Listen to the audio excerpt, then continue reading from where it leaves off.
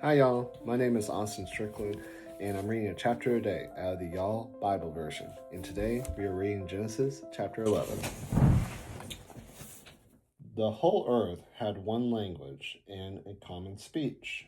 As they traveled east, they found a plain in the land of Shinar, and they settled there. They said to one another, "Come, let us make bricks and burn them thoroughly." They had brick for stone, and they used tar for mortar. They said, "Come, let us build ourselves a city with a tower whose top reaches to the heavens, and let us make a name for ourselves. Otherwise, we be scattered across the surface of the whole earth." Yahweh came down to see the city and the tower which the children of men built. Yahweh said, "See, they are one people, and they all have one language, and this is what they begin to do. Now nothing will be withheld from them, which they intended to do. Come, let us go down in their confuse their language, so that they may not understand one another's speech." So Yahweh scattered them from there across the surface of all the earth, and they stopped building the city. Therefore, its name was called Babel, because there Yahweh confused the language of all the earth. From there, Yahweh scattered them abroad on the surface of all the earth. This is the history of the generations of Shem. Shem was 100 years old when he became the father of Arpachshad, 2 years after the flood. Shem lived 500 years after he became the father of Arpachshad, and he became the father of more sons and daughters. When Arpachshad lived 35 years, he became the father of Shelah.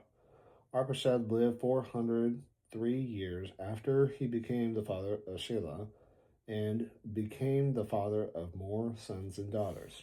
When Shelah had lived 30 years, he became the father of Eber. Shelah lived 403 years after he became the father of Eber, and became the father of more sons and daughters.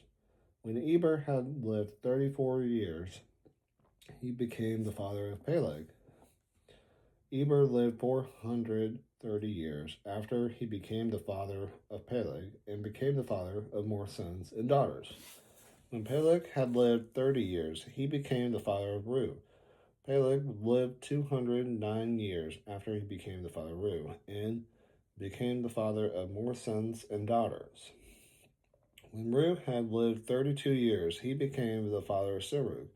Reu lived 207 years after he became the father of Serug, and became the father of more sons and daughters. When Serug had lived 30 years, he became the father of Nahor. Serug lived 200 years after he became the father of Nahor, and became the father of more sons and daughters. When Nahor had lived 29 years, he became the father of Terah. Nahor lived 119 years after he became the father of Terah, and became the father of more sons and daughters. When Terah had lived 70 years, he became the father of Abram, Nahor, and Haran. Now this is the history of the generations of Terah. Terah became the father of Abram, Nahor, and Haran. Haran became the father of Lot. Haran died in the land of his birth in Ur of the Chaldees, while his father Terah was still alive.